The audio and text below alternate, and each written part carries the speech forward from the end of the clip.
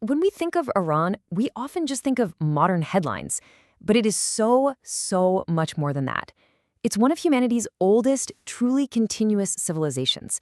For thousands of years, it's basically been the source code for how we think about empire, religion, and even science. So the big question is, how?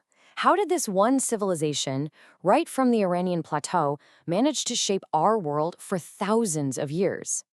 Well, the best way to think about it is like a tapestry, an incredibly complex one, woven on an ancient loom. And today, we're going to trace the four key threads that make up its pattern. You've got political power, religion, culture, and, of course, economics. So here's the game plan. We'll start at the very beginning with those ancient foundations. Then we'll dive into the imperial blueprint they created.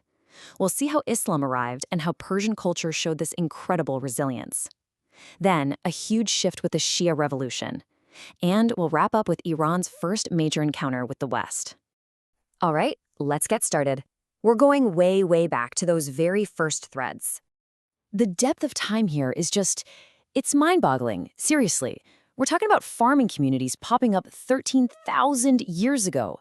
Permanent villages, 10,000 years ago. The city of Susa, which would later become a huge imperial capital, was founded over 6,000 years ago. This stuff is ancient. And then you have the Proto-Elamite culture, with complex government and even its own script. They were setting the stage for sophisticated city life way before many other famous civilizations even got started.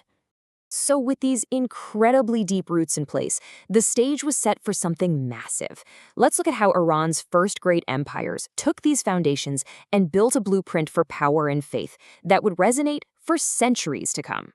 This is where the Achaemenids come in, and their genius was weaving all those threads together perfectly. We're talking about rulers like Cyrus the Great and Darius the First. They didn't just build an empire, they built the world's first superpower. Think about it. Politically, they broke it up into provinces or satrapies to make it manageable. Economically, they had the royal road. It was like the empire's circulatory system, pumping trade all across it with standard coins. Culturally, and this is huge, they created a multicultural state. They actually respected local customs. And tying it all together was Zoroastrianism, which gave them this ethical framework for justice and connected the king's rule to a higher divine purpose. So Alexander the Great comes along and conquers the place. You'd think that'd be the end of the story, right? A total break. But nope. What happens instead is this fascinating blend. The Greek Seleucids mix Greek and Persian traditions together.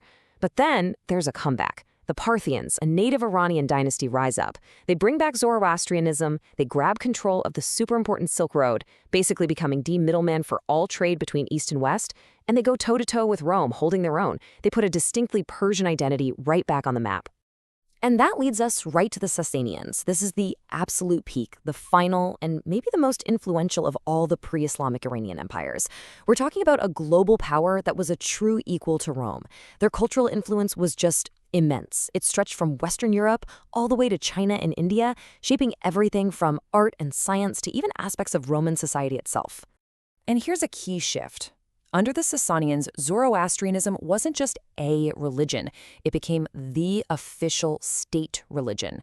The throne and the altar basically merged. This gave Zoroastrian high priests a huge amount of political clout, and yeah, they sometimes used that power to crack down on other faiths like Christianity and Monarchism that were also gaining ground. But that whole world, that entire fabric was about to be torn apart. The Arab Islamic conquest arrives, and it introduces a completely new pattern. But what happens next is one of the most incredible stories of cultural reweaving you'll ever find in history. Now, the military part of the conquest, it was actually pretty quick. You have the huge battle of Al-Qadisiyah in 636, the capital falls a year later, and by 651, the last Sasanian king is gone. But here's the thing. Taking over the government is one thing. Changing the hearts and minds of an entire population, that's a whole different story. It took centuries, literally centuries, for Islam to become the main religion. Think about this number, around 90%. That's the estimate for how many Iranians had converted to Islam by the late 11th century. This shows you it wasn't some overnight thing forced at sword point. It was a slow, complicated process of societal change that unfolded over 300 years. And right in the middle of all this change, something absolutely amazing happens, a Persian Renaissance. You have this poet, Ferdowsi, who writes this epic masterpiece, the Shahnameh, or Book of Kings. And he says, "I have revived the Persians with my poetry." I mean, that's just incredible. It was a powerful act of cultural preservation, using the Persian language to save all of Iran's ancient myths and history and weaving them right into this new Islamic framework. And Ferdowsi wasn't alone. This was a whole movement. You had dynasties like the Samanids who actively promoted the new Persian language. Their capital, Bukhara, became a world-class center for learning. And brilliant Iranian thinkers like Avicenna.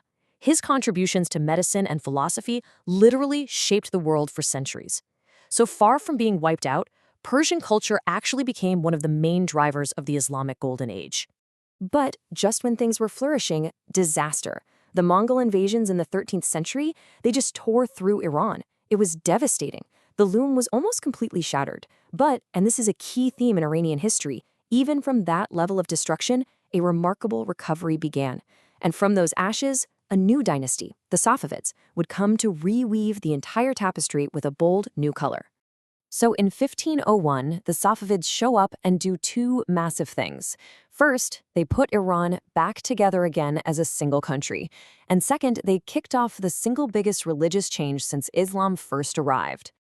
And their strategy was, frankly, brilliant. They made Twelver Shia Islam the official state religion. Now, why was this so clever? Because it was a geopolitical masterstroke. Think about it. Their biggest rivals, the Ottoman Empire to the west and the Mughal Empire to the east, were both Sunni. By choosing Shia Islam, the Safavids created a unique, distinct Iranian identity that set them apart from their powerful neighbors. And that religious difference, it would fuel political and military rivalries for centuries. And this new identity really blossomed under the legendary Shah Abbas I. He turned his capital, Esfahan, into one of the most stunning cities on the planet, a true global center for art, architecture, and trade. This really was the peak of the Safavid Golden Age, and it cemented Iran's place on the world stage as a powerful and very distinctly Shia nation. Okay, so for our last chapter, we're going to look at a time when the threads at the very edge of that beautiful tapestry start to come undone.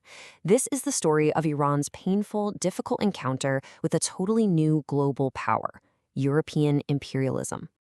So, throughout the 19th century, during the Qajar dynasty, Iran gets caught in a classic rock-and-a-hard-place scenario. It's squeezed between two massive, expanding empires, Russia from the north and Britain from the south. The pressure was just relentless.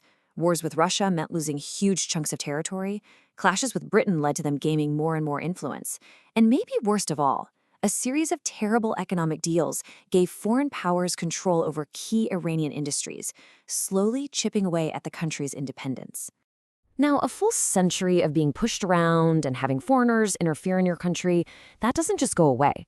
All that pressure and weakness planted the seeds for something new, the constitutional revolution, which kicked off right at the start of the 20th century. It was a powerful movement to try and get that independence back and build a modern government.